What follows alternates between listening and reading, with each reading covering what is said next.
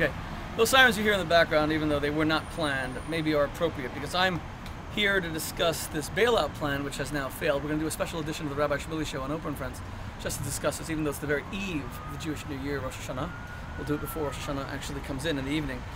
Look, what does this whole financial crisis mean? Yes, it means that our banks are in trouble, and it means that our economy is in trouble, but it also means we're in trouble. You know, we have had the wrong values for the longest time, and dare I say it, you know, some of these chickens have come home to roost. We can't be a culture in a society that's totally dominated by money, and where greed dictates our values, and where the more you have, the more human you are, the more important you are, that your worth as a human being is determined solely by the quantity in your bank accounts rather than the quality of your relationships. I have thundered and railed for the longest time, most notably in my recent book, The Broken American Male, about soulless capitalism. Look, we're all capitalists. Communism leads to tyranny, it leads to penury, poverty. It's terrible. Capitalism is the solution, an open democracy. But when you have capitalism without values, when it's just unbridled capitalism, when it's capitalism that isn't balanced by family structure and values, and whether or not you're religious, you know, values, things that you know are more important than money. Respect for human beings, philanthropy, friendship, things that are inviolable, things that cannot be ever compromised in order to make money. When you just go gung-ho and money is everything, man, I mean, first of all, it's going to show up in your life. Your personal life is going to be a mess. You're not going to know how to sustain a relationship. You may not even be married. You may be divorced. You have no time for family. You may be alienated from your children, and you compensate by buying them things. Well, that's how it begins to show in our personal life. Now it's beginning to show even more macrocosmically on a national scale, in our collective life, in our communal life. Even the banks are falling apart. I mean, nothing can survive limitless greed.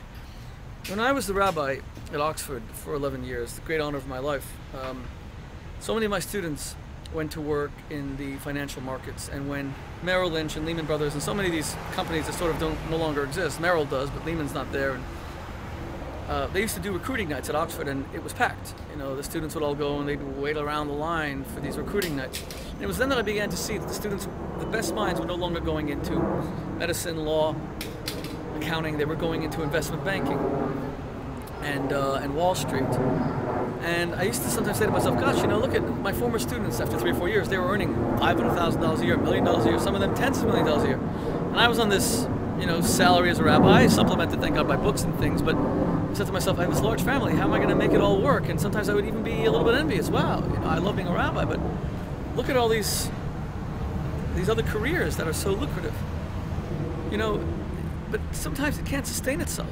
Money's a good thing. Without money, you can't feed the hungry. Without money, you can't put a roof over your own children's head. And we should want nice things in life. You know, we're not ascetics. We don't believe in asceticism and hair shirts and flagellating the body. But come on, there's got to be some balance. And I think we've got to take beyond this rescue package, which will be passed in some form, I assume, over the next few days. We need to finally get our values back. We need to know money does not maketh a man. It's not by bread alone that man lives. All these beautiful things the Bible says, which are universal for religious person and atheist alike. We all believe in these things. It's not by money alone. Let's get ourselves centered. Especially in the Jewish community, tonight is the Jewish New Year. You know, let's have the right values. And God bless you guys. I hope that the United States economy recovers. I hope all of us recover. And I hope that we have a very bright and healthy future.